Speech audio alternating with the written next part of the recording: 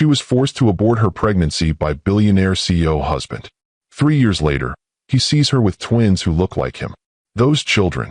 Whose children are they? Phoenix Caldwell froze at the sound of that voice. Deep, commanding, achingly familiar. She turned slowly, her heart hammering against her ribs as she faced the man who had shattered her world 3 years ago. Ronan Thorne stood 20 feet away in the crowded Seattle farmers market, his emerald eyes locked on the two identical little girls clinging to her hands. His face had gone white as winter frost. "I asked you a question, Phoenix." His voice was barely controlled fury. "Whose children are they?" "They're mine," she said quietly, instinctively moving to shield 4-year-old Arya and Ivy behind her legs. "That's not what I meant, and you know it." Ronan stepped closer, his gaze never leaving the twins. "They have my eyes. My jawline. They look exactly like my sister did at that age." "Mama, who is the angry man?" Arya whispered, her small hand tugging on Phoenix's sundress. "Just someone Mama used to work with, sweetheart. But he's looking at us funny," Ivy added, always the more observant of the twins. Ronan's breath came out in a harsh exhale. "You told me you terminated the pregnancy. You showed me the medical papers. You let me think our baby was gone." Phoenix lifted her chin, meeting his stare with steel in her brown eyes. "Our baby was never gone, Ronan. Our babies were just hidden from a man who wasn't ready to be a father. Babies. Plural." His voice cracked on the word. "You were carrying twins. I was carrying twins when you and your mother forced me into that clinic. I was carrying twins when you chose your family's reputation over our family's future. I was carrying twins when you handed me that check and told me to disappear." The color drained completely from Ronan's face as the full magnitude of her deception hit him. "My God, Phoenix, what have you done? Have you ever been pressured into making a choice that haunted you forever? Have you ever had someone use their power to control the most intimate decisions of your life?" This is exactly what happened when a young woman fell for her billionaire boss and found herself pregnant with twins she was forced to hide. But what Ronan Thorne didn't know was that Phoenix had played the ultimate game of deception. What he thought he destroyed had actually been protected in the most ingenious way possible. Stay with me to discover how a woman turned the tables on the man who tried to control her destiny, and what happened when he realized he'd been outsmarted by the one person he'd underestimated. If you believe in fighting back against those who try to control you, hit that like button and tell me in the comments what you would have done in her situation. But to understand how we got to this moment of devastating revelation, we need to go back 3 years. Back to when Phoenix Caldwell was a completely different woman living a completely different life. 3 years earlier, Phoenix Caldwell hurried through the gleaming lobby of Thorne Industries, her heels clicking against marble floors that probably cost more than her annual salary. At 24, she was the youngest senior marketing strategist the company had ever hired, and she felt the weight of that achievement every single day. "Miss Caldwell, Mr. Thorne wants to see you in his office immediately," his assistant announced as Phoenix reached her floor. Phoenix's stomach fluttered with a mixture of nerves and anticipation. In the 8 months since she'd started working at Thorne Industries, she'd had maybe a dozen direct interactions with Ronan Thorne himself. Each encounter left her more confused about the complicated dynamic between them. The elevator ride to the 52nd floor felt endless. When the doors opened, she stepped into the executive suite that occupied the entire top floor of the Seattle skyscraper. "Mr. Thorne will see you now," his assistant said, gesturing toward the massive oak doors of the corner office. Phoenix knocked once and entered without waiting for permission. Ronan Thorne stood with his back to the door, looking out at the panoramic view of Elliott Bay and the Olympic Mountains beyond. "You wanted to see me, sir?" He turned slowly, and Phoenix felt her breath catch the way it always did when she looked at him directly. Ronan Thorne was devastatingly handsome in the way that only came from generations of good breeding and unlimited resources. Dark hair that always looked perfectly tousled, emerald eyes that seemed to see straight through people, and a body that spoke of expensive personal trainers and exclusive gyms. "Close the door, Phoenix." The use of her first name made her pulse quicken. In meetings with other executives present, he always called her Ms. Caldwell. But when they were alone, which was happening with increasing frequency, the formality disappeared. She closed the door and moved toward his desk, hyper-aware of the way his eyes tracked her movement. The Morrison campaign exceeded all projections, Ronan said, moving to lean against the front of his desk. 40% increase in brand recognition, 60% jump in sales. The board is very impressed. Thank you, sir. I'm glad the strategy worked. It was brilliant. Unconventional, but brilliant. His voice dropped lower. You continue to surprise me, Phoenix Caldwell. There it was again. That undercurrent of something more than professional appreciation. Something that made her skin warm and her thoughts scatter. I just try to think outside traditional marketing frameworks. Is that what you call it? Ronan's smile was slow and dangerous. I call it genius. Phoenix felt her cheeks flush. I should get back to the Richardson proposal. The Richardson proposal can wait. Ronan moved closer, close enough that she could smell his expensive cologne and see the flecks of gold in his green eyes. I want to discuss your future with the company. My future. I'm creating a new position. Senior Vice President of Creative Strategy. The salary would be substantial. The responsibilities would include direct collaboration with me on all major campaigns. Phoenix's heart raced with excitement and something else entirely. That sounds incredible. There would be travel involved. Late nights. Very close working relationships. His voice carried implications that had nothing to do with business and everything to do with the tension that had been building between them for months. I understand. Do you, Phoenix? Ronan reached out to brush a strand of her auburn hair away from her face. Do you understand what I'm really offering you? The touch of his fingers against her skin sent electricity shooting through her entire body. She knew she should step back, should maintain professional boundaries, should remember that he was her boss, and she was just a girl from Tacoma whose father drove a delivery truck. Instead, she leaned into his touch. I think I do. Tell me what you think I'm offering. A chance to work more closely with you. To be part of something bigger than quarterly reports and campaign metrics. And personally, what am I offering you personally? Phoenix's breath came shorter as he stepped even closer, his hand still gently cupping her cheek. I don't know if I should answer that. Answer it anyway. You're offering me a chance to explore whatever this is between us. And what is this between us, Phoenix? I think you know. I want to hear you say it. Phoenix looked up into his eyes, seeing her own desire reflected back at her. Attraction. Chemistry. Something that could be amazing or could destroy my career. It won't destroy your career. I won't let it. You can't promise that. I can promise that I'll protect you. Always. The word hung between them, loaded with implications and possibilities. Before Phoenix could respond, Ronan leaned down and kissed her. The kiss was gentle at first, tentative, as if he was giving her the chance to pull away. When she didn't, when she instead wound her arms around his neck and kissed him back, it deepened into something desperate and hungry. Phoenix, he murmured against her lips. I've wanted to do that for months. We shouldn't be doing this. Probably not. You're my boss. I'm aware. This could complicate everything. It already has. Despite her words, Phoenix made no move to step away from him. Instead, she found herself studying his face, memorizing the way he looked at her like she was something precious and rare. What happens now? She asked quietly. Now we see where this goes. Carefully, discreetly, and if it goes somewhere complicated, then we figure it out together. That was the beginning of the most intense and secretive 8 months of Phoenix's life. By day, they maintained perfect professionalism. She called him Mr. Thorne in meetings, he called her Ms. Caldwell in front of colleagues, and they discussed campaign strategies and market analysis with the focused attention of serious professionals. By night, they explored a connection that felt inevitable and dangerous in equal measure. You realize this is insane, Phoenix said one evening as they shared takeout Chinese food in his penthouse apartment overlooking the Sound. Completely insane, Ronan agreed, stealing a piece of her orange chicken with his chopsticks. Your family would hate me.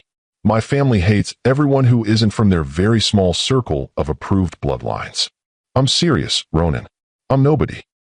My dad drives a delivery truck. My mom works at a daycare center.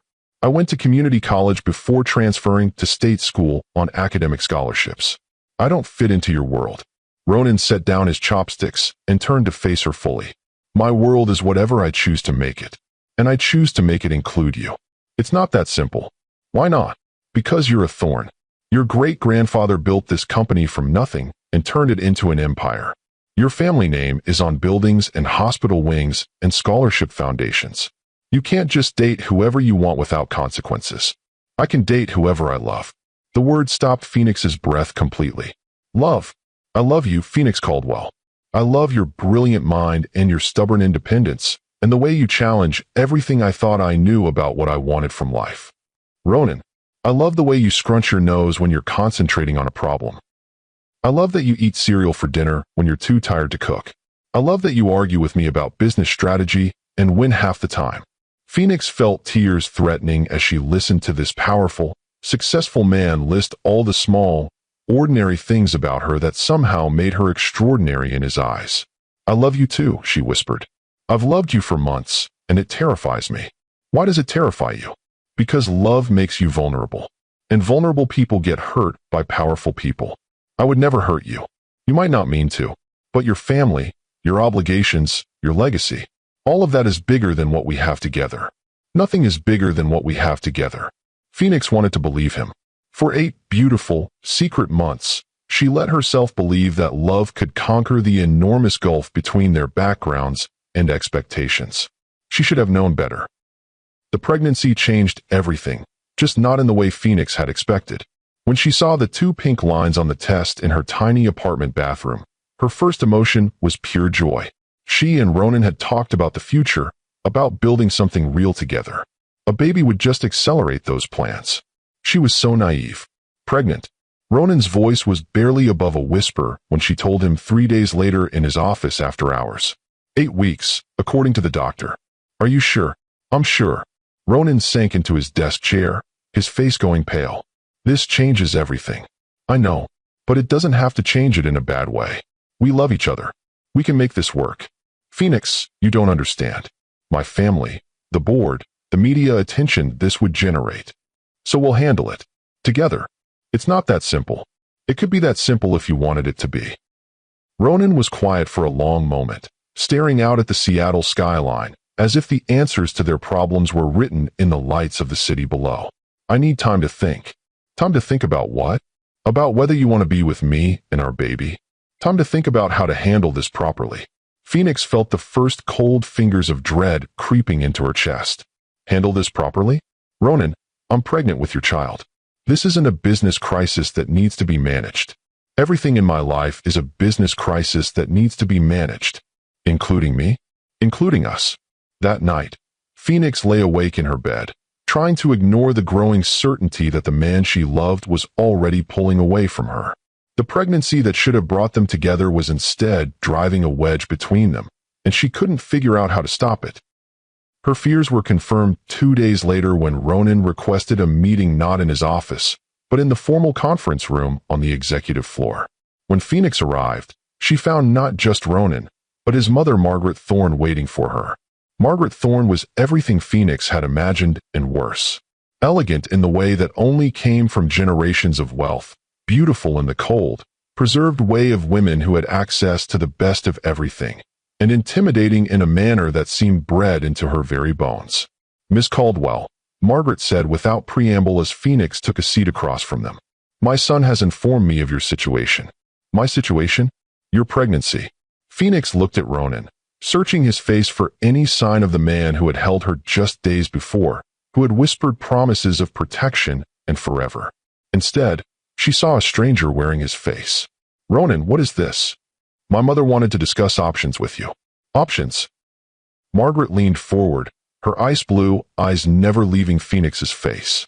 You're a bright young woman, Miss Caldwell. Surely you understand that this pregnancy is problematic for all parties involved. Problematic? For you, for Ronan, for the family, for the company. An unmarried pregnancy between a CEO and his employee creates complications that benefit no one. Phoenix felt anger beginning to simmer beneath her shock. Are you suggesting I terminate my pregnancy? I'm suggesting you consider what's best for everyone involved. What's best for everyone involved is for Ronan and me to build a life together. We love each other. Margaret's laugh was like breaking glass. Love? My dear girl, you've confused a sexual relationship with love. Ronan has responsibilities that go far beyond romantic entanglements. Ronan. Phoenix turned to him desperately. Tell her this isn't just a sexual relationship. Ronan was quiet for a long moment, his hands folded on the conference table, his eyes focused anywhere but on her face. Phoenix, my mother is right about the complications this would create. Complications that we can handle together. No, complications that would destroy both of our careers and create a scandal that would damage the company my family has built for generations. Phoenix felt like she was drowning, like the air had been sucked out of the room. So that's it. You're choosing your family's reputation over our family. I'm choosing to be realistic about what's possible. What's possible? A few days ago you told me you loved me. You said nothing was bigger than what we had together. A few days ago, I wasn't thinking clearly. And now you are. Now I understand the stakes. Margaret reached into her purse and withdrew a folder, sliding it across the table to Phoenix. These are the details for a private clinic that handles situations like yours with complete discretion. All expenses paid, of course, plus compensation for your time and inconvenience. Phoenix stared at the folder without touching it. Compensation: $50,000, plus a glowing letter of recommendation that will ensure you can find employment anywhere in the country. You're paying me to abort my baby? We're offering you a generous settlement to resolve a situation that benefits no one if it continues. Phoenix looked at Ronan again, searching for any sign that he was as horrified by his mother's words as she was. And if I refuse? Margaret's smile was cold as winter rain. Then you'll find that your employment options in Seattle become quite limited. The Thorne family has significant influence in this city's business community. You're threatening me. I'm explaining reality. An unmarried secretary with an illegitimate child claiming paternity from one of Seattle's most prominent families would face significant challenges finding employment, housing, even basic services. I'm not a secretary. I'm a senior marketing strategist. You're whatever I choose to make you in the story that gets told. Phoenix felt like she was falling through ice, the cold shock of betrayal numbing her from the inside out. She turned to Ronan one final time. Is this what you want? For me to terminate our pregnancy and disappear from your life? Ronan was quiet for so long that Phoenix thought he might not answer at all. When he finally spoke, his voice was barely audible. I think it's for the best. For the best for who? For everyone. Including our baby? There is no baby, Phoenix. There's a pregnancy that was the result of poor judgment and worse timing. The words hit her like physical blows. Phoenix stood slowly, her legs shaky but her voice steady. You're right about one thing. This was the result of poor judgment. My poor judgment in believing that you were capable of love. Phoenix, don't say my name like it means something to you. Don't pretend this is difficult for you. You've made your choice. She looked down at the folder Margaret had placed before her, then back up at the two people who were so casually dismantling her entire world. I'll consider your offer. The appointment needs to be scheduled within the next few days, Margaret said briskly. These situations are easier to handle early in the pregnancy. I understand. Phoenix walked out of that conference room with her head held high and her heart shattered into pieces. But as the elevator descended from the executive floor to the parking garage, something else began to take shape inside her chest. Rage. Pure, focused, determined rage. They thought they could buy her compliance with threats and money. They thought she was just some naive girl who would fold under pressure from Seattle's elite. They thought they could force her to destroy her child to protect their precious reputation. They were about to learn how wrong they were. That evening, Phoenix sat in her best friend Luna Martinez's tiny kitchen, tears streaming down her face as she told the story of the most devastating day of her life. They want you to abort the baby? Luna asked, her voice incredulous. They're paying me to abort the baby. $50,000 plus a recommendation letter. And if you refuse? They destroy my career and make it impossible for me to find work in Seattle. Luna was quiet for a moment, her dark eyes flashing with anger. Bastards. I don't know what to do, Luna. I love this baby already, but I also can't raise a child if I'm unemployed and blacklisted. There has to be another way. What other way? They have all the power, all the money, all the connections. I'm just some nobody from Tacoma who thought she could play in their league. Luna studied her friend's face with the intensity of someone working through a complex problem. What if there was a way to protect the baby without them knowing about it? What do you mean? What if you let them think you're complying with their demands while actually protecting what matters most? Phoenix looked up through her tears. I don't understand. The appointment. What if you go to the appointment, but instead of terminating the pregnancy, you fake it? Fake an abortion? Luna, That's impossible. Is it? You show up at the clinic, you go through the motions, you get the paperwork they expect to see. But instead of actually ending the pregnancy, you just disappear for a while. They'll want proof. Medical records. Medical records can be faked, especially if you know someone who works in medical administration. Phoenix stared at her friend as the audacious scope of what she was suggesting began to sink in. You're talking about elaborate deception, forged documents, lying to everyone. I'm talking about protecting your child from people who would use threats and coercion to force you into a choice you don't want to make. And then what? I hide the pregnancy for 6 more months? I give birth in secret? I raise a child while pretending it doesn't exist. You disappear, leave Seattle, start over somewhere else. With what money? What job prospects? What future? With your talent, your education, and your determination. You're brilliant, Phoenix. You don't need Ronan Thorne or his family's approval to build a successful life. Phoenix felt something shifting inside her chest. Not just rage anymore, but something more powerful. Determination. It would have to be perfect. Every detail. One mistake, and they'd realize what I'd done. Then we make sure there are no mistakes. You think I'm letting you handle this alone? You're my best friend. This is our mission now.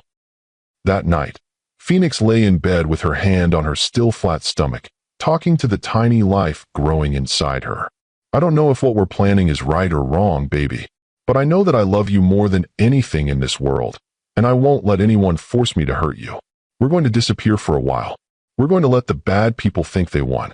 But really, we're going to be building something beautiful together. Over the next 3 days, Phoenix and Luna crafted the most elaborate deception of their lives. Luna's cousin worked in medical records at 3 different clinics in the Seattle area.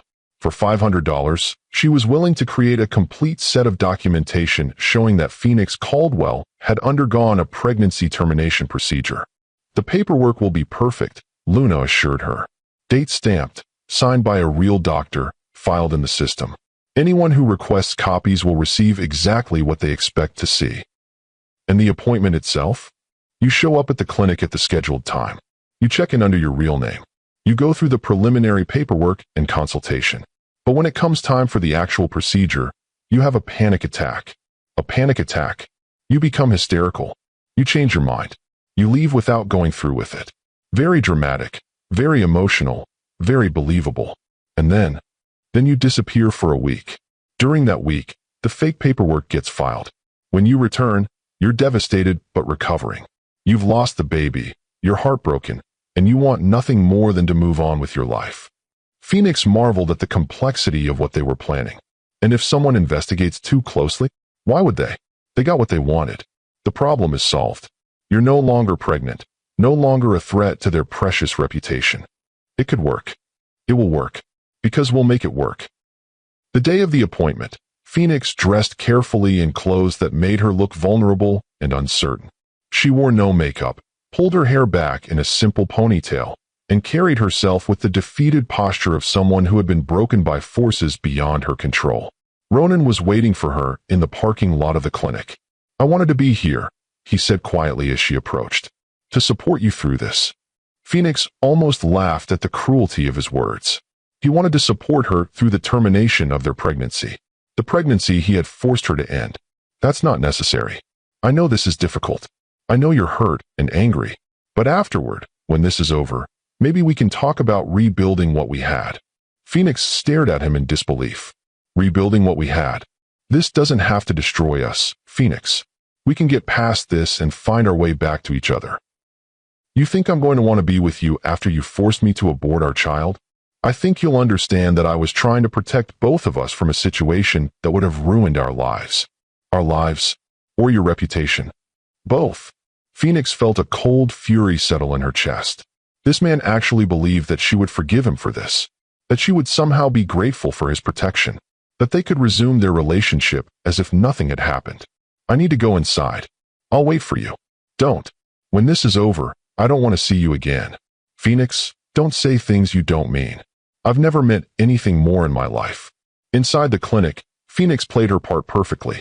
She filled out paperwork with shaking hands, answered questions in a barely audible voice, and submitted to preliminary examinations with the resignation of someone who had been defeated by circumstances beyond her control. But when the nurse called her name for the final procedure, Phoenix's carefully rehearsed breakdown began. "I can't do this," she whispered, tears streaming down her face. "I can't go through with it. Miss Caldwell, it's normal to feel nervous. The procedure is very safe and quick. No, you don't understand. I can't kill my baby. I can't do what they want me to do."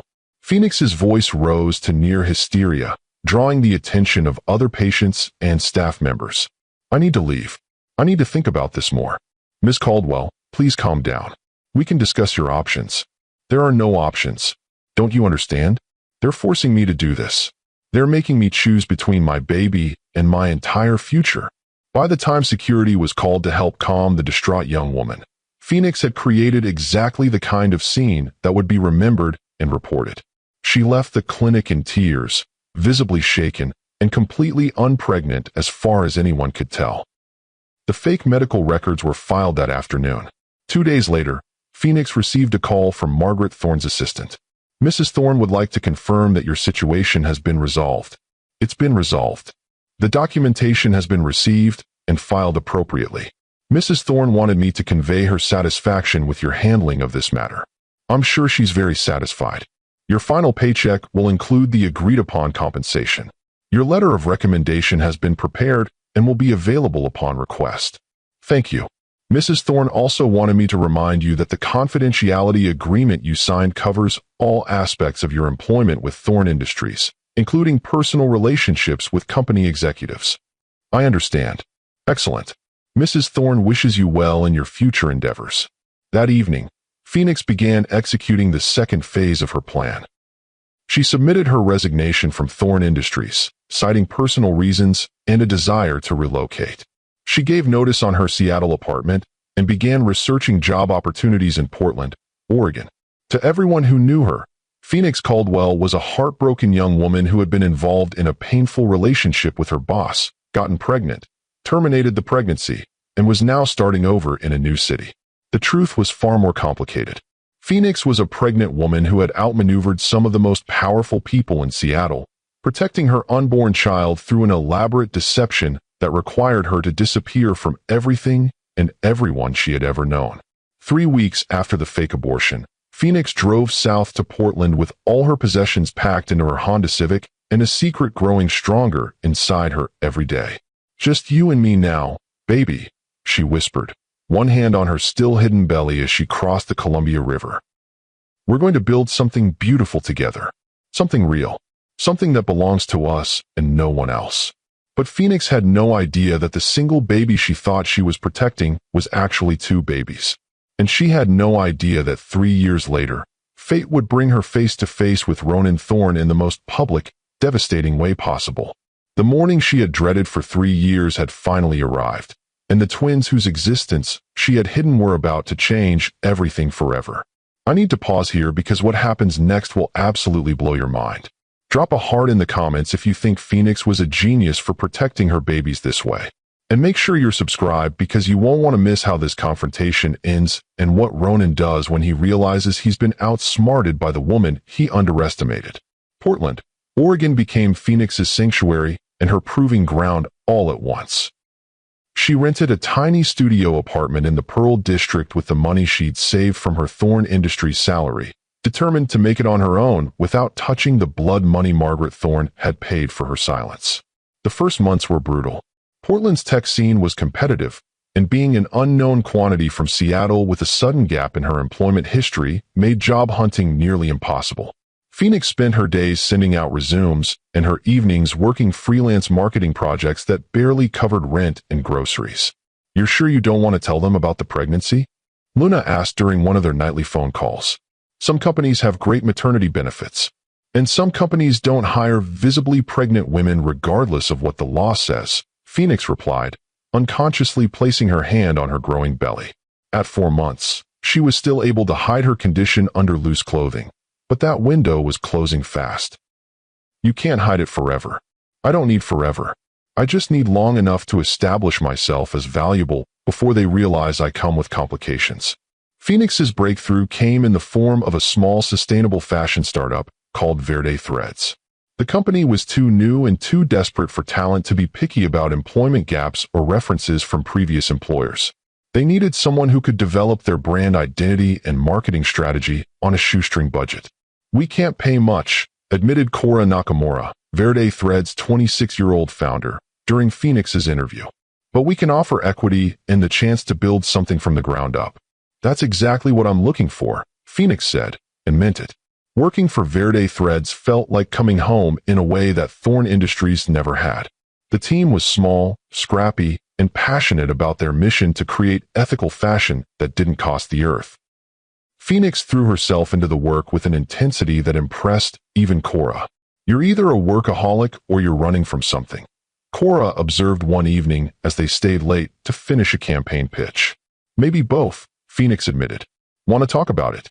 Phoenix looked at her new boss, this young woman who had risked everything to build something meaningful, and felt a kinship she'd never experienced in the corporate world.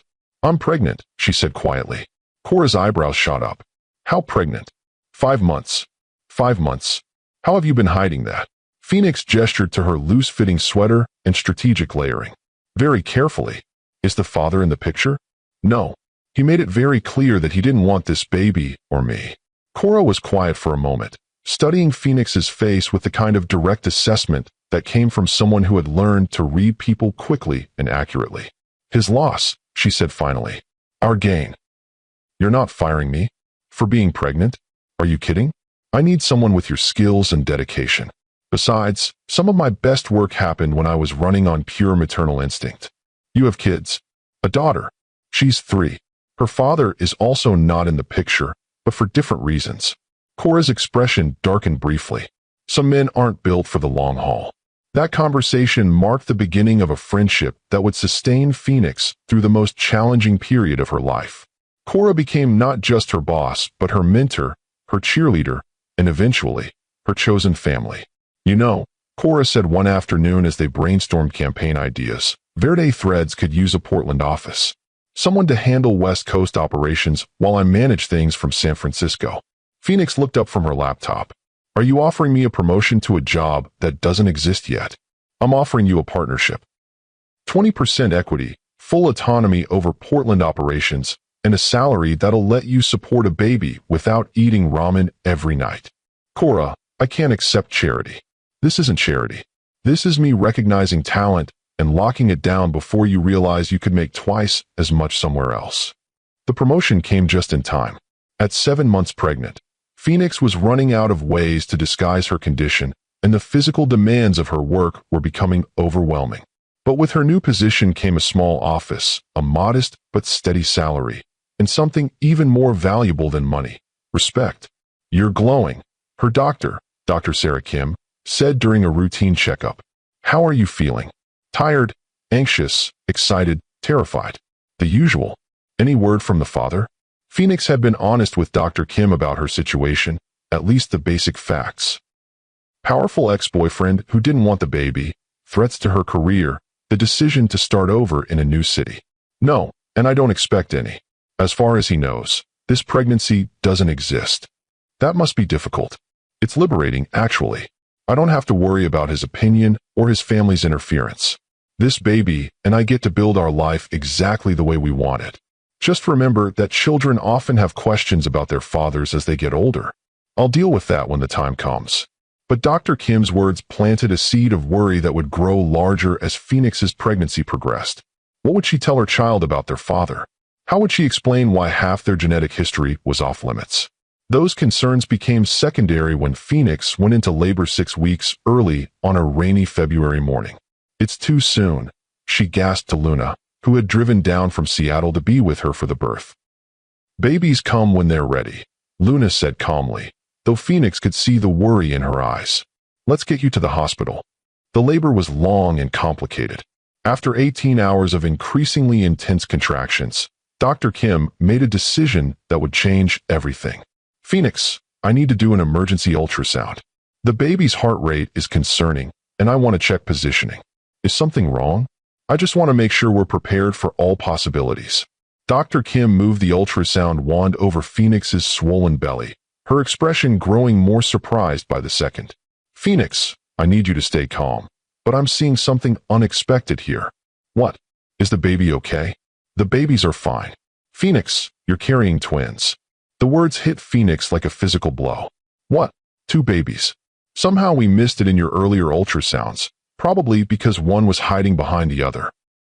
But I'm definitely seeing 2 distinct heartbeats, 2 separate bodies. Phoenix stared at the ultrasound screen, trying to process what she was seeing. 2 babies. 2 tiny humans who would depend on her for everything. 2 children whose father didn't even know they existed. Twins, she whispered. Twin girls, from what I can see. Are you okay? Phoenix felt tears streaming down her face, but she wasn't sure if they were from joy or terror. I'm alone. I can't raise twins alone. You're not alone, Luna said firmly, taking her hand. You have me. You have Cora. You have a whole community of people who care about you. But their father made his choice. Now you get to make yours. Phoenix's choice was to love her daughters with every fiber of her being. Aria and Ivy Caldwell were born at 34 weeks, small but healthy, with the kind of distinctive features that would make their parentage unmistakable to anyone who knew how to look. They have his eyes, Phoenix whispered as she held them for the first time, studying their tiny faces with wonder and heartbreak. They have your strength, Luna replied. That's more important. The next 3 years passed in a blur of sleepless nights, first steps, first words, and the indescribable joy of watching 2 tiny humans develop their own personalities. Aria was the artist, always drawing or painting or building elaborate structures out of blocks. Ivy was the analyst, taking apart toys to see how they worked and asking endless questions about everything she encountered. Phoenix threw herself into building Verde Thread's Portland operation with the same intensity she brought to mothering. The company grew from a scrappy startup to a nationally recognized brand, with Phoenix's marketing strategies earning attention from major retailers and fashion magazines. You're brilliant at this, Cora said during one of their quarterly business reviews. Have you ever considered starting your own agency? My own agency. Phoenix, you've turned Verde Threads into a household name.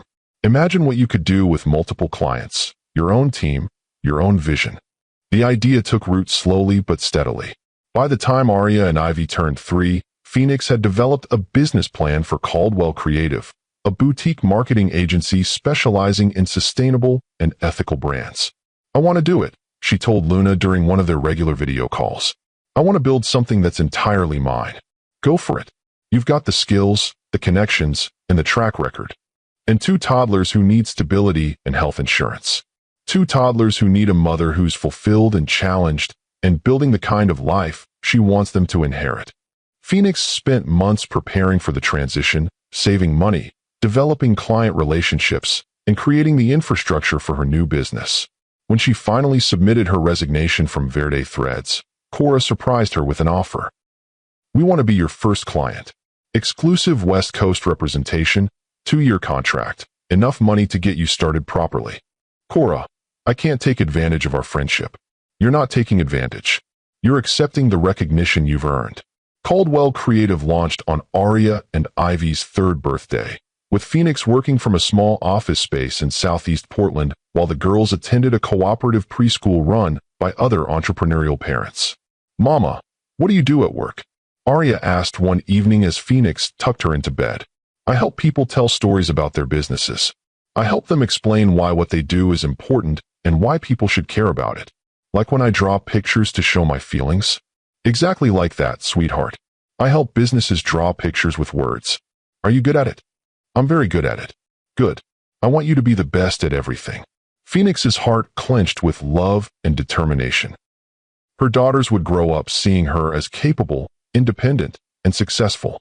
They would never doubt that women could build empires from nothing, that single mothers could thrive, that love and hard work could overcome any obstacle.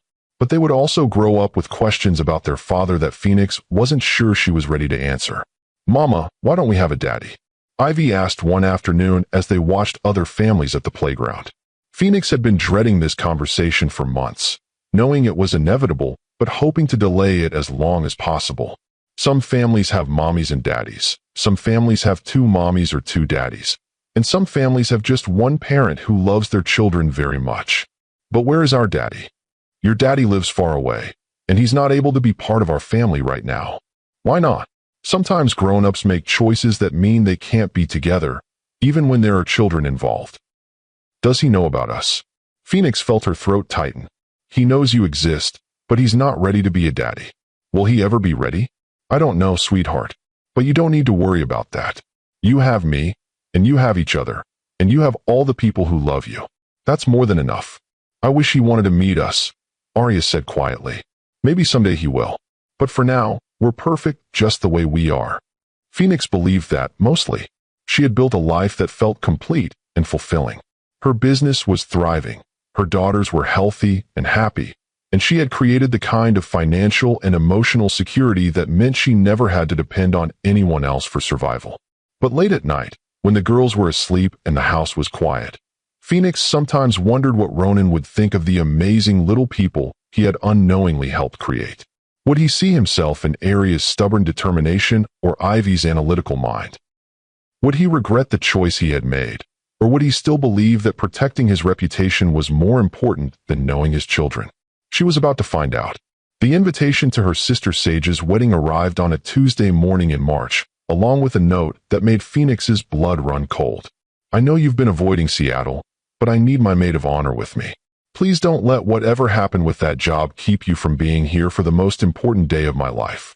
I love you, Sage. Phoenix stared at the elegant wedding invitation with its Seattle venue address and felt her carefully constructed world tilting on its axis. Sage was getting married at the Fairmont Olympic Hotel, one of Seattle's most prestigious venues. The kind of place where Seattle's elite gathered for major social events. The kind of place where she might run into Ronan Thorne. I can't go, she told Luna during their next phone call. It's your sister's wedding. It's too risky. What if I see him? What if he sees the girls? Phoenix, you can't hide from Seattle forever. And Sage needs you. I'll send a gift and my regrets. You'll break her heart.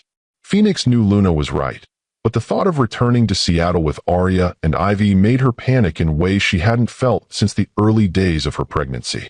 What if he recognizes them? They look exactly like him, Luna. Any idiot could see the resemblance. So what if he does? You're not the same person you were 3 years ago. You're successful, independent, and you've raised 2 amazing children without his help. He has no power over you anymore. He could try to claim custody. Based on what? He forced you to terminate the pregnancy, remember? As far as anyone knows, those children can't be his. Phoenix felt some of her panic subsiding as she considered Luna's logic. The fake abortion had been so carefully orchestrated that even medical records supported the fiction that she had terminated her pregnancy. Ronan couldn't claim children who weren't supposed to exist. Besides, Luna continued, what are the chances you'd actually run into him? Seattle's a big city. Famous last words, Phoenix thought 3 weeks later as she stood frozen in Pike Place Market, her daughter's hands clutched in hers, staring at the man who had shattered her world 3 years ago. Those children. Whose children are they? The question hung in the air like a live wire as Ronan Thorne stood 20 feet away, his emerald eyes locked on Arya and Ivy with an expression of shock and growing recognition. They're mine, Phoenix said quietly, instinctively moving to shield her daughters behind her legs. That's not what I meant, and you know it. Ronan stepped closer, his gaze never leaving the twins. They have my eyes. My jawline. They look exactly like my sister did at that age. Mama, who is the angry man? Arya whispered, her small hand tugging on Phoenix's sundress. Just someone Mama used to work with, sweetheart. But he's looking at us funny. Ivy added, always the more observant of the twins. Ronan's breath came out in a harsh exhale. You told me you terminated the pregnancy. You showed me the medical papers. You let me think our baby was gone. Phoenix lifted her chin, meeting his stare with steel in her brown eyes. Our baby was never gone, Ronan. Our babies were just hidden from a man who wasn't ready to be a father. Babies. Plural. His voice cracked on the word. You were carrying twins. I was carrying twins when you and your mother forced me into that clinic. I was carrying twins when you chose your family's reputation over our family's future. I was carrying twins when you handed me that check and told me to disappear. The color drained completely from Ronan's face as the full magnitude of her deception hit him. My God, Phoenix. What have you done? Phoenix felt 3 years of suppressed anger finally breaking free. What have I done? I protected my children from people who would use threats and coercion to control their lives. I gave them a chance to grow up loved and wanted instead of resented and hidden.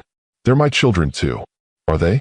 Because 3 years ago, you made it very clear that any children I carried were problems to be solved, not blessings to be celebrated. I was wrong. I was scared and stupid, and I made the worst mistake of my life. Yes, you did.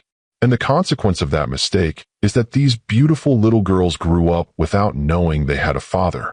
Ronan looked at Arya and Ivy, who were watching this exchange with the kind of serious attention that very young children brought to adult drama they didn't understand but could sense was important. Can I talk to them? No. Phoenix, please. They're my daughters. They're my daughters. You're just the man who provided half their DNA and then walked away. I didn't walk away. I thought they were dead.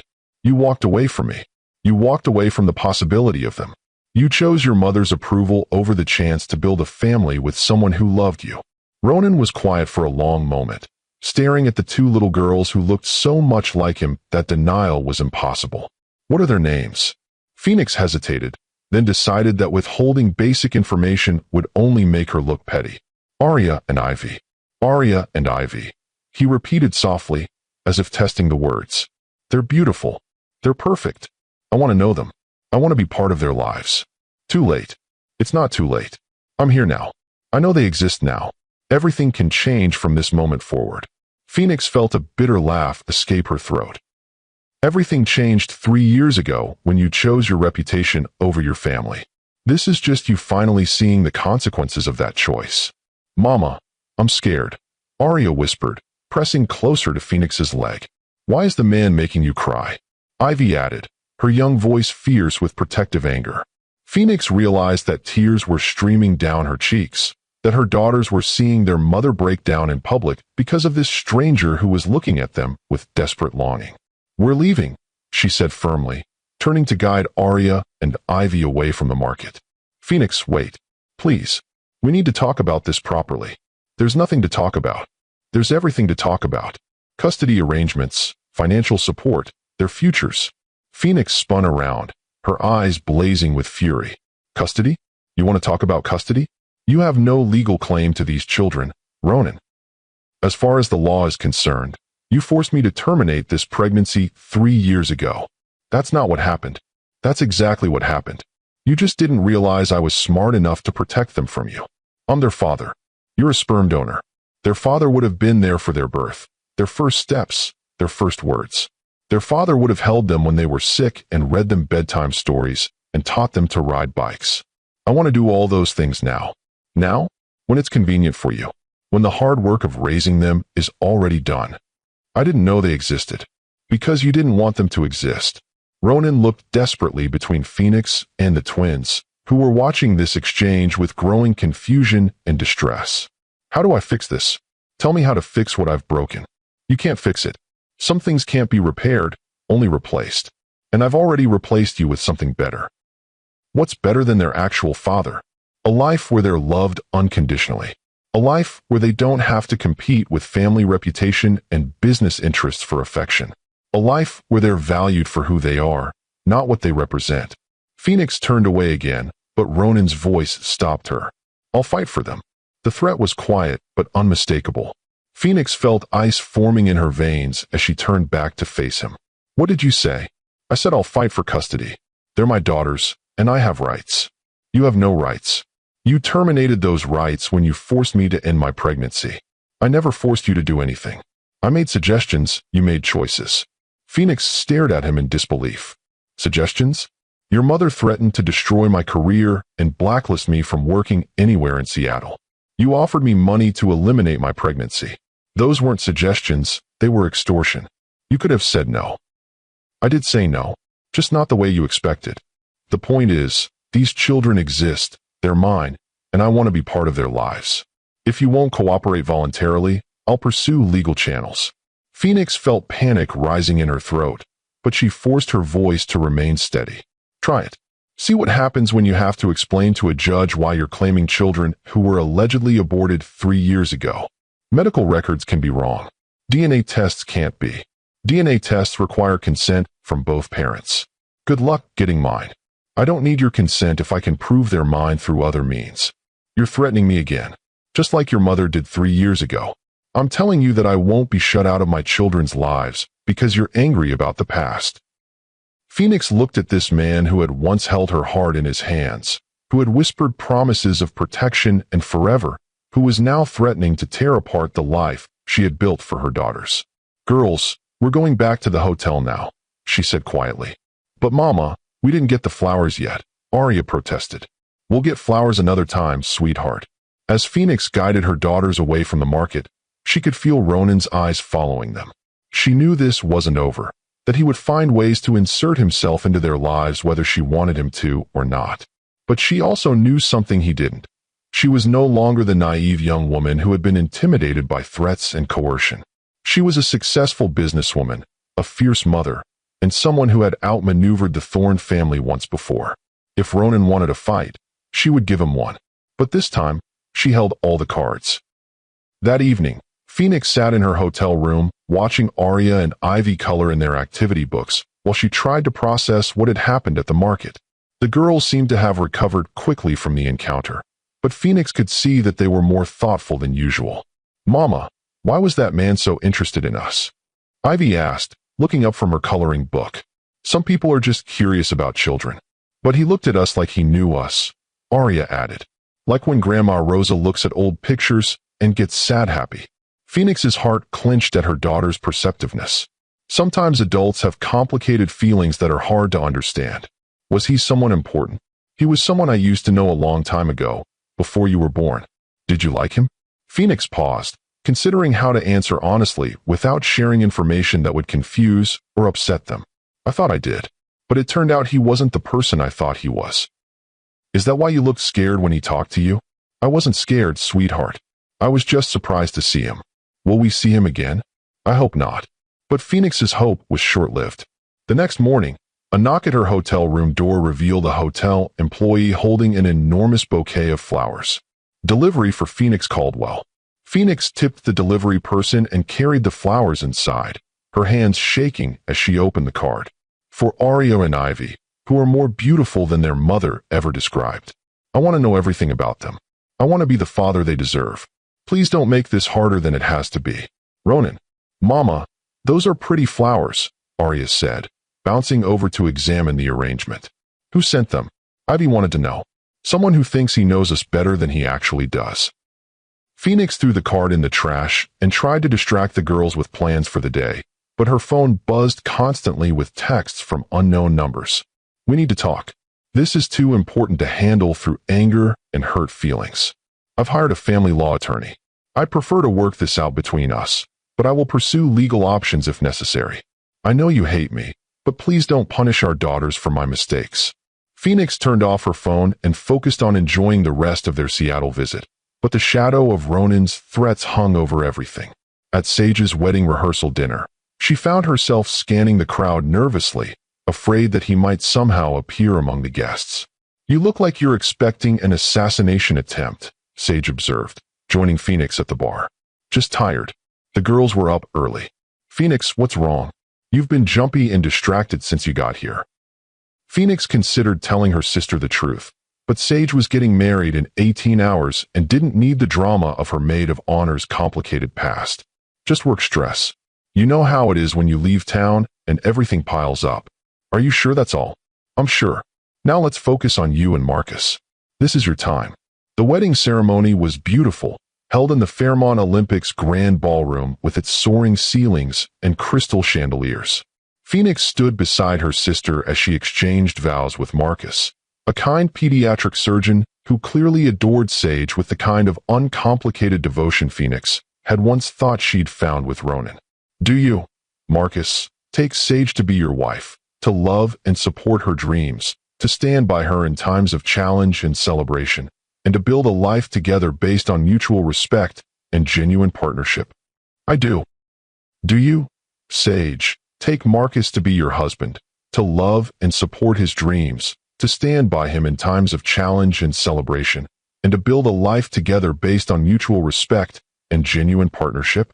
"I do." Phoenix felt tears streaming down her cheeks as she watched her sister marry someone who would never ask her to choose between love and self-respect, who would never use threats and coercion to control her choices, who saw her as an equal partner rather than a possession to be managed. During the reception, Phoenix kept Arya and Ivy close to her side, knowing that Seattle's social elite were exactly the kind of people who might recognize the Thorne family resemblance in her daughter's features. "Aunt Phoenix, can we dance?" Arya asked, tugging on her hand. "Of course, sweetheart." Phoenix led her daughters onto the dance floor, lifting them both so they could sway to the music together. For a moment, surrounded by love and celebration, she felt like they were just a normal family enjoying a wedding reception. Then she saw him.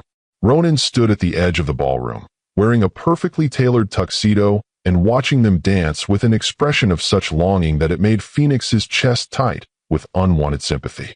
"Girls, let's go get some cake," she said quickly, carrying them off the dance floor. "But we were dancing," Ivy protested. "We can dance more later. Right now I think there's chocolate cake that needs our ATT. "Hello, Phoenix. What are you doing here?" "Marcus Patterson is my college roommate. I'm here for his wedding." Phoenix felt the blood drain from her face. Of all the weddings in Seattle, Ronan had to be at her sister's. "Mama, it's the man from the market," Arya whispered loudly. "Hello, Arya," Ronan said softly, kneeling down to her eye level. "You look very pretty in your dress." "Thank you," Arya replied politely, but Phoenix could see her pressing closer to her mother's leg. "And you must be Ivy," Ronan continued, looking at the other twin with wonder. "I'm Ronan. Why are you looking at us like that?" Ivy asked with her typical directness. "Like what?" "Like you're trying to memorize our faces." Ronan glanced up at Phoenix, who was standing frozen with panic and fury. "Because you remind me of someone very special." "Who?" "Someone I used to know when I was younger." "Mama, can we go get cake now?" Arya asked, clearly uncomfortable with the attention. "Yes, sweetheart. We're going to get cake right now." Phoenix moved to guide her daughters away, but Ronan stood, blocking their path. "Could I speak with you privately for a moment?" "No." "Phoenix, please. 5 minutes." I said no. "I'm not going away. You can talk to me here in front of them, or you can talk to me privately. But we are going to talk." Phoenix looked at her daughters, who were watching this exchange with growing distress, then at the wedding guests who were beginning to notice the tension. "Sage," she called to her sister, who was dancing nearby. "Could you keep an eye on the girls for a few minutes?" "Of course," Sage said, though Phoenix could see questions in her eyes. "Aunt Sage, we want cake," Arya announced. "Then cake we shall have. Come on, ladies, let's find the best pieces." Phoenix watched her daughters walk away with Sage, then turned to face Ronan with ice in her veins. "You have 5 minutes. Let's step outside." They moved onto the hotel's terrace, where the sounds of the reception faded into background noise. Seattle's skyline glittered beyond the railing, beautiful and cold in the evening light. "They're extraordinary," Ronan said quietly. "Yes, they are. Arya is artistic, like you. I could see it in the way she was moving to the music, finding patterns and rhythms. You don't know anything about them. And Ivy is analytical. She sizes people up, asks the right questions. She's going to be formidable when she's older. You don't get to make observations about my daughters based on a 5-minute interaction. Our daughters. My daughters. You gave up any claim to them when you tried to force me to end my pregnancy." Ronan was quiet for a moment, staring out at the city lights. "I know you'll never forgive me for that. I know I destroyed something precious and irreplaceable. But they're here now. They exist, and they deserve to know their father. They deserve to know a father who wants them, not a father who sees them as problems to be managed. I don't see them as problems. I see them as miracles. Now you do, when it's convenient for you, when the hard work of raising them is already done. I want to do the hard work now. I want to be part of their lives going forward. Why? So you can tear apart the stability I've built for them? So you can confuse them with complicated custody arrangements and family politics? So I can love them the way they deserve to be loved." Phoenix felt a bitter laugh escape her throat. "You don't know how to love anyone more than you love your reputation. You're wrong about that. Am I? Then prove it. How? Walk away. Right now? Go back to your perfect life and leave us alone." "I can't do that." "Why not?" "Because I love them already. Because seeing them tonight, talking to them, watching you with them, I realized what I've been missing for 3 years. I realized what my life could have been if I'd been brave enough to choose love over fear. Phoenix studied his face in the dim terrace lighting, looking for any sign of manipulation or calculation. Instead, she saw something she'd never expected: genuine regret and desperate hope. It's too late for regrets, Ronan. Is it too late for change? Some changes are too big to make. Some mistakes are too fundamental to overcome. What if I told you I'd give up everything? The company, the family money, the social connections. What if I walked away from all of it to prove that they matter more to me than anything else?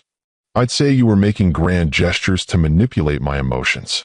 And if I actually did it?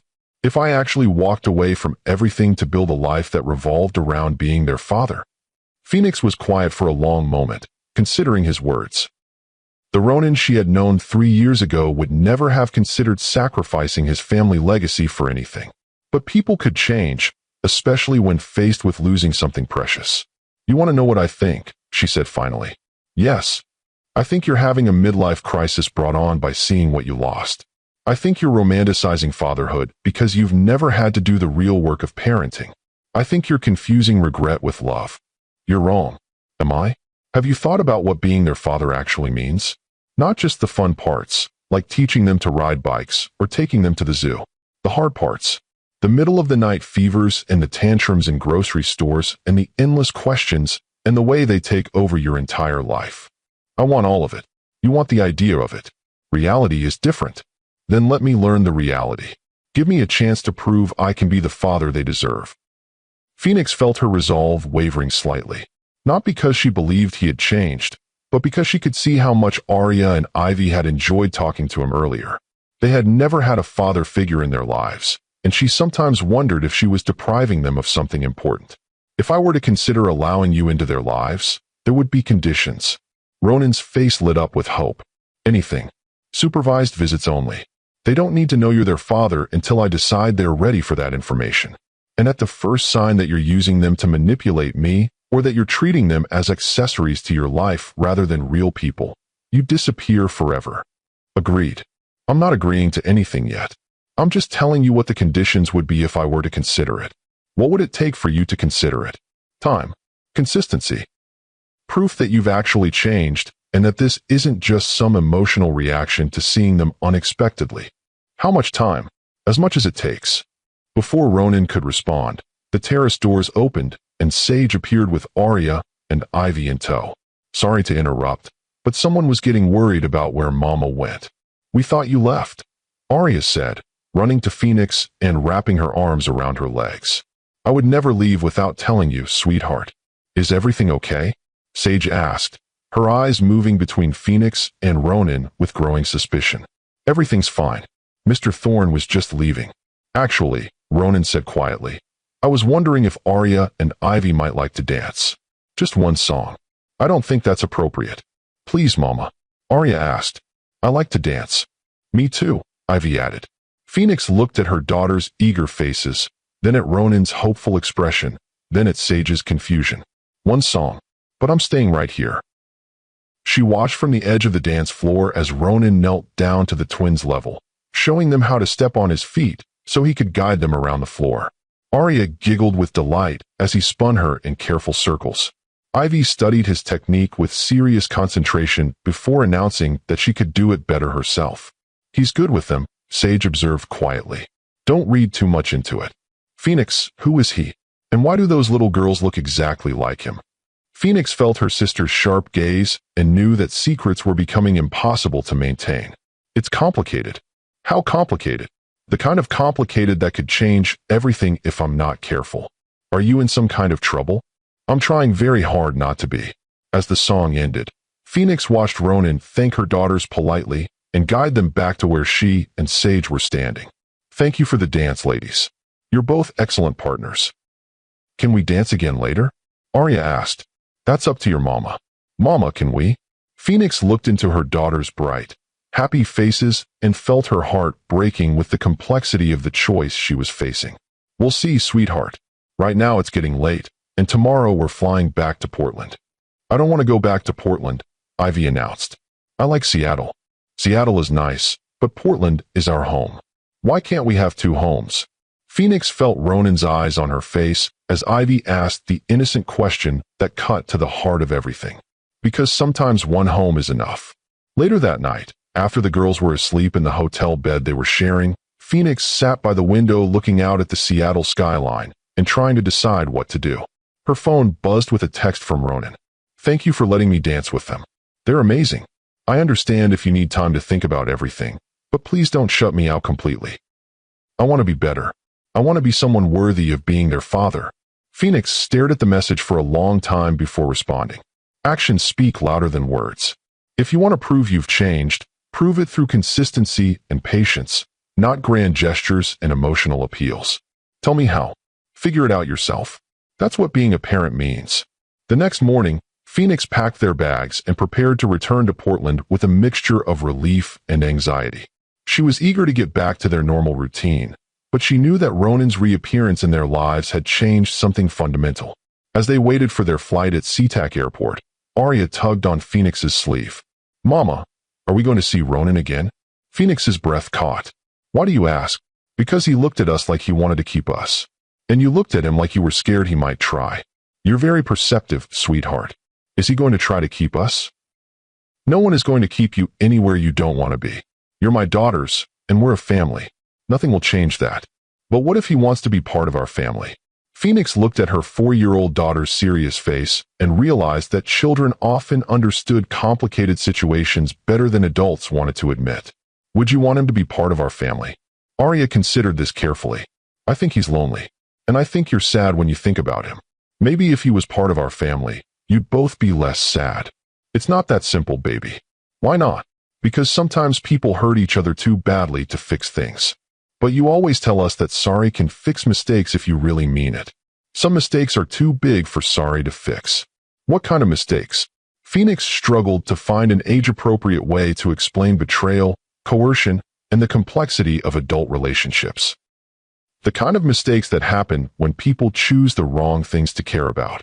Like caring about being important instead of caring about love? Phoenix stared at her daughter in amazement. "Exactly like that. And Ronan chose to care about being important?" "Yes. But now he wants to care about love instead?" "I think so. But I'm not sure if it's too late for that choice to matter. Maybe we could give him a chance to try."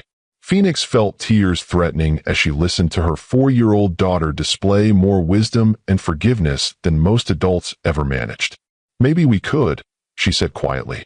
"But very carefully and very slowly. Because we don't want to get hurt again. Because we want to make sure he really means it this time." The flight back to Portland was turbulent, with storm clouds and rough winds that had the plane bouncing through the sky. But the real turbulence was happening inside Phoenix's heart as she wrestled with the impossible decision of whether to let Ronan into their lives. Her rational mind told her to maintain the status quo. They were happy, secure, and thriving without him. Why risk disrupting that stability for someone who had already proven he couldn't be trusted with their happiness? But her daughter's questions and observations had planted seeds of doubt. Was she protecting them from potential hurt? Or was she depriving them of a chance to know their father? Was her refusal to consider reconciliation based on what was best for them, or what felt safest for her? "Mama, you're thinking very hard thoughts," Ivy observed as the plane hit another patch of turbulence. "How can you tell?" "You get a little wrinkle right here when you're thinking hard thoughts," Ivy said, pointing to the space between Phoenix's eyebrows. "You notice everything, don't you?" "Daddy always said noticing things is how you understand the world." Phoenix's blood went cold. "What did you say?" "I said noticing things is how you understand the world." "No, before that. You said Daddy always said." "Which Daddy?" Ivy looked confused. "Our Daddy. The one we met at the market and the wedding." "Ivy, sweetheart, when did he tell you that?" "When we were dancing. He said I was very good at noticing things about people, and that was a special talent. He said his little sister used to notice everything too." Phoenix felt panic rising in her throat. "Did he tell you he was your daddy?" "He didn't have to tell us." Arya chimed in matter-of-factly. "We could see it." "See what?" "That he has our eyes and our chin and our hands.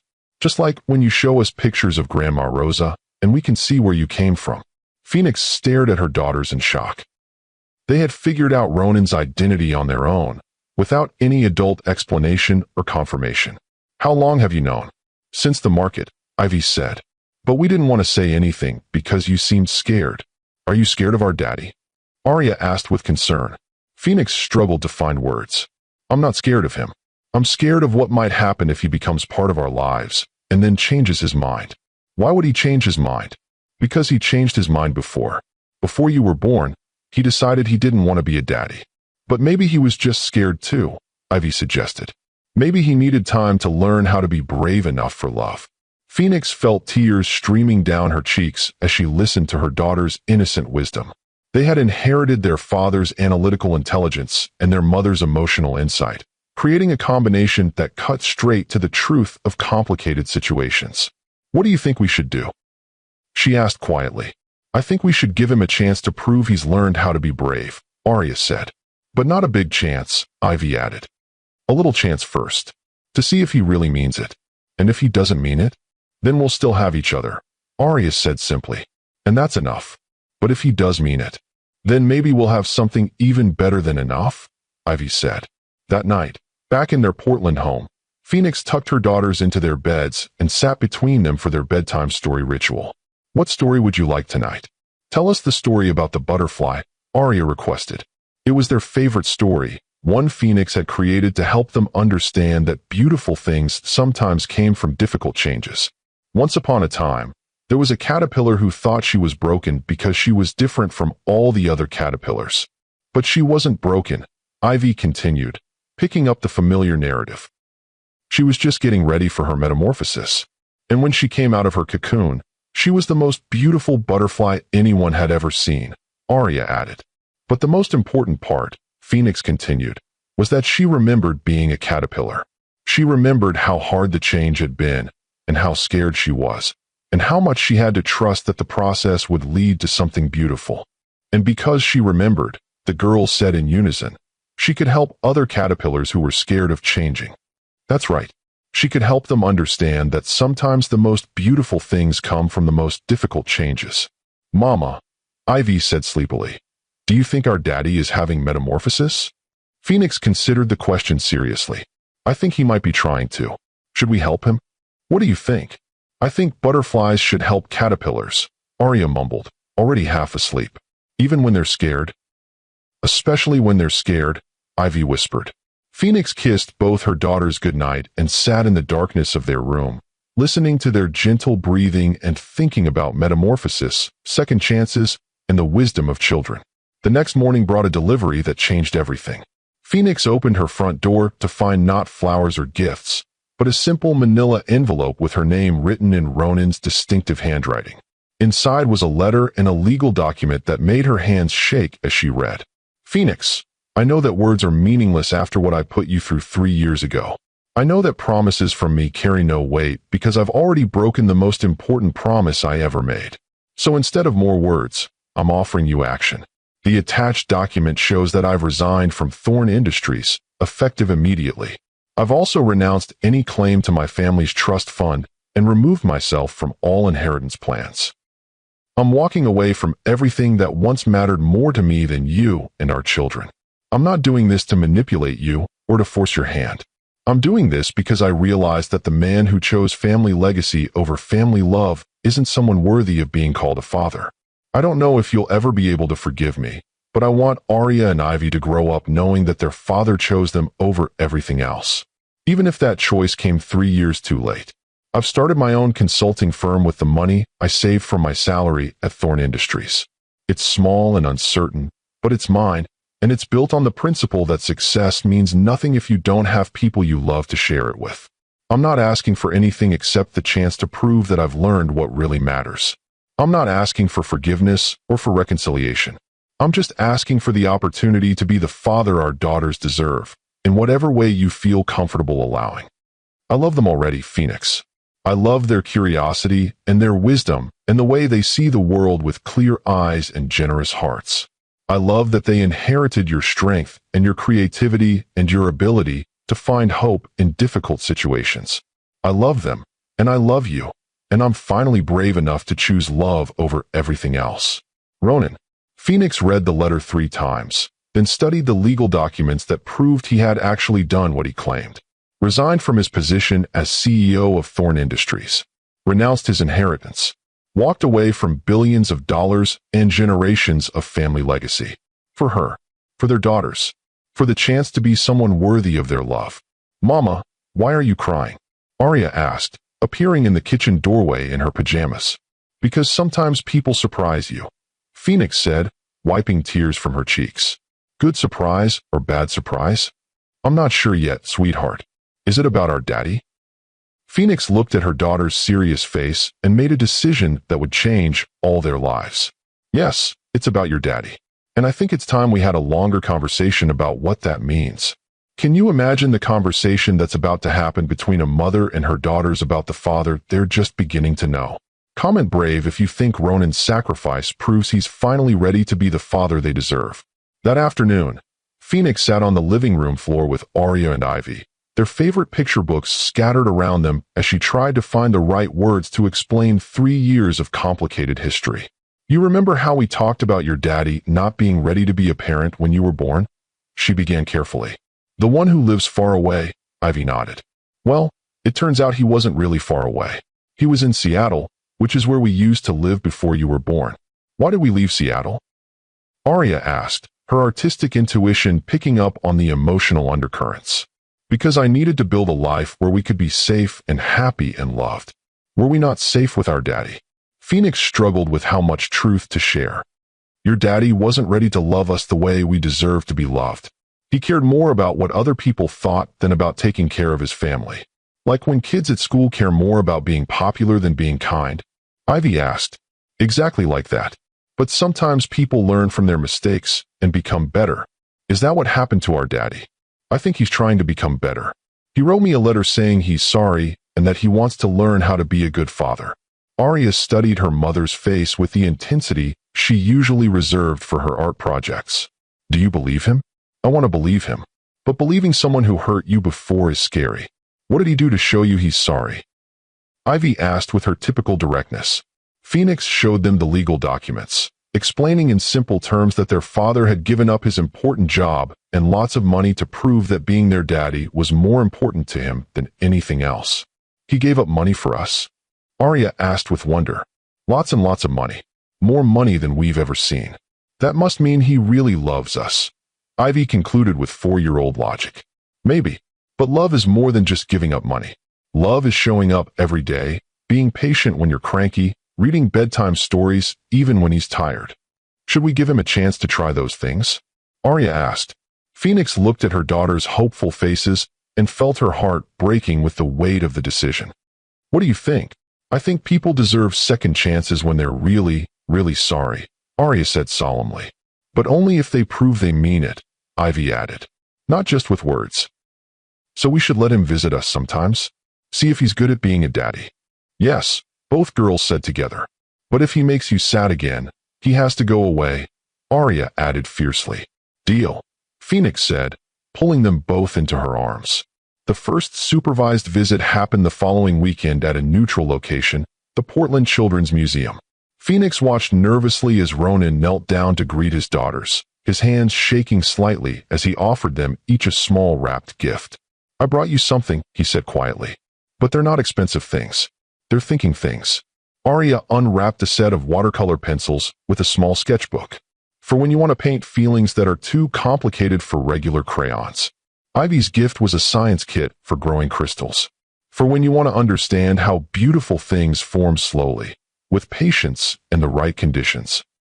"Thank you," both girls said politely, though Phoenix could see they were still uncertain about this man who claimed to be their father. "Would you like to explore the museum together?" Ronan asked. "I promise to answer any questions you have, even the hard ones." For the next 2 hours, Phoenix watched Ronan navigate the delicate process of getting to know his daughters. He didn't try to buy their affection with grand gestures. Instead, he listened carefully when Arya explained her art projects, and he helped Ivy conduct experiments without taking over or showing off. "Why did you give up your important job?" Ivy asked as they sat in the museum's cafe sharing apple slices. "Because I realized that the most important job in the world is being your father, and I couldn't do both jobs well." "Were you scared to give up so much money?" Arya wanted to know. "Terrified. but I was more scared of missing any more time with you. What if we don't like you? Ivy asked with brutal honesty. Ronan was quiet for a moment, considering his answer carefully. Then I'll keep trying to become someone you could like. Being your father isn't something you earn once and then keep forever. It's something you have to earn every single day. Good answer, Ivy said with approval. Over the following weeks, Ronan proved his commitment through consistent, patient presence. He showed up for scheduled visits even when work was demanding. He remembered details about their interests and asked thoughtful follow-up questions. When Arya had a meltdown at the playground because another child knocked over her sandcastle, Ronan didn't try to fix it immediately. Instead, he sat with her while she cried and helped her find words for her frustrated feelings. I think he might actually be good at this daddy thing, Arya confided to Phoenix one evening after Ronan had spent the afternoon helping her create a picture book about their family. He listens to us like we're real people, Ivy added. Not like some grown-ups who pretend to listen but are really just waiting for us to stop talking. Phoenix felt her own defenses slowly crumbling as she watched Ronan prove himself through actions rather than words. When Ivy got sick with a stomach bug, he brought over homemade soup and read to her in quiet voices. When Arya's preschool had a father-daughter art day, he asked permission to attend and spent 2 hours helping her create a sculpture that looked nothing like what he'd planned, but everything like what she'd envisioned. I owe you an apology, Phoenix said one evening after the girls were asleep, and she and Ronan sat on her front porch discussing the upcoming week's schedule. For what? For assuming you couldn't change. For being so determined to protect them from you that I almost deprived them of knowing their father. You were protecting them. That's what good mothers do. Good mothers also recognize when they might be wrong about something important. Ronan was quiet for a moment, studying her face in the porch light. Does this mean you're ready to trust me with them? I'm ready to try. Slowly. Carefully. What would that look like? Unsupervised visits. Overnight stays eventually. Maybe even. Phoenix paused, hardly believing she was considering this possibility. Maybe even shared custody. And us? What about us? Phoenix felt her heart racing as she met his gaze. I don't know yet. Learning to trust you as their father is different from learning to trust you as a partner. I understand. I'm willing to earn both, separately, for as long as it takes. It might take a very long time. I have the rest of my life. 6 months later, Phoenix stood in her kitchen making pancakes while Ronan helped Arya and Ivy set the table for Sunday breakfast. It had become their weekly tradition, a way to ease into the rhythms of being a family without the pressure of defining exactly what kind of family they were becoming. Daddy, tell us the story about when you were little and scared of butterflies, Arya requested as she carefully folded napkins. Why was I scared of butterflies? Ronan asked, playing along with the storytelling game they'd developed. Because you thought they might fly away if you got too close, Ivy explained seriously. And what did I learn? That if you're very patient and very gentle, sometimes beautiful things will choose to stay with you, Arya finished. Phoenix felt tears threatening as she listened to this metaphor her daughters had created to understand their father's journey from fear to love. That's right, Ronan said softly, his eyes meeting Phoenix's across the kitchen. Sometimes the most beautiful things in life are worth waiting for. The knock at the front door interrupted their family moment.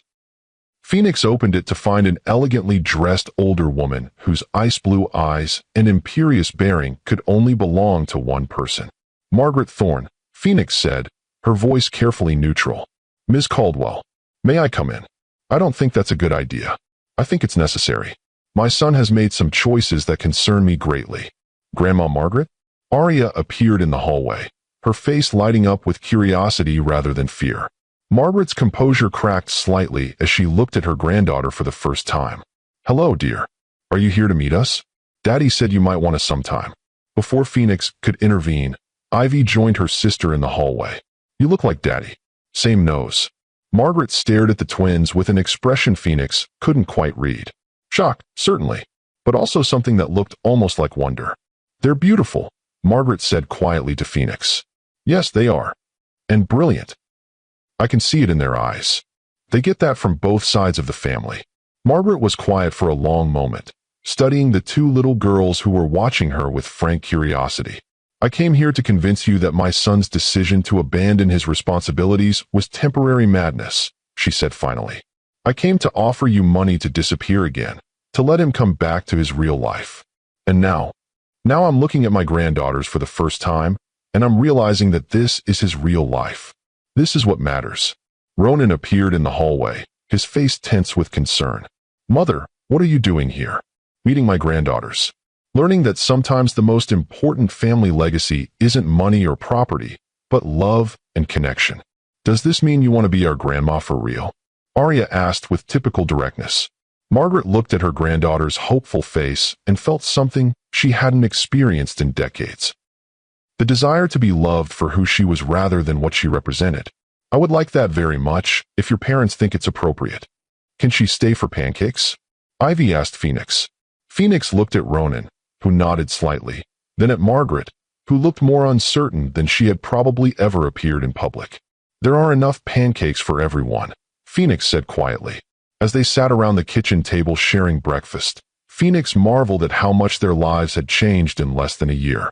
The family she had never thought possible was taking shape around her. Not perfect, not without complications, but real and loving and committed to choosing each other every day. Mama, Arya said as Margaret helped her cut her pancakes. I think our metamorphosis is almost finished. What makes you say that? Because we started as a caterpillar family with just you and me and Ivy.